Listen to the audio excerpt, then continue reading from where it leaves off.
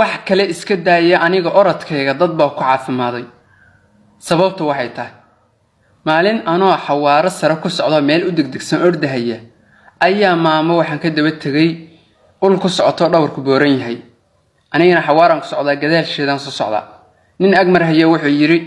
ayeeyo ninkaas ordaha soo ordaa aan waaliyo na dilaa iska ilaali bal saasta ii fiirisay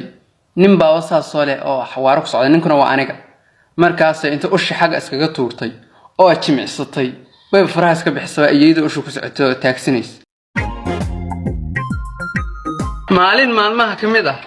ayaa nin reer miyi wuxuu soo galay masaajid safka hore oo imaamka ka dambeeyay ayuu istaagay imaamka dhabarkiisa ayuu soo istaagay maraduna waa u gaabnaydo macwistu jilbuhu xataa u banaanaayeen salaadii baa la galay sujuudii koobaad markii la sujuuday ayuu ninkii hoogaa cawreysi gadaal ka banaanaatay ila marada gaabnayde nin saf ka dambeeya wuxuu siiyay marada ninka hoos ugu dhig cawrada u qari saas uu laalabu alaabti intuu qabto hoos u dhiftay ninka reer miyiga intuu yaabay wuu tolo meesha oo meel isku dhagahayay intuu qaato asna imaamkii qabtay wuu asna hoos u dhiftay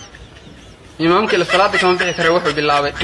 imaamkii si imaam waxba aha in layn buu aniga gadaal oo dhan baa la isaastay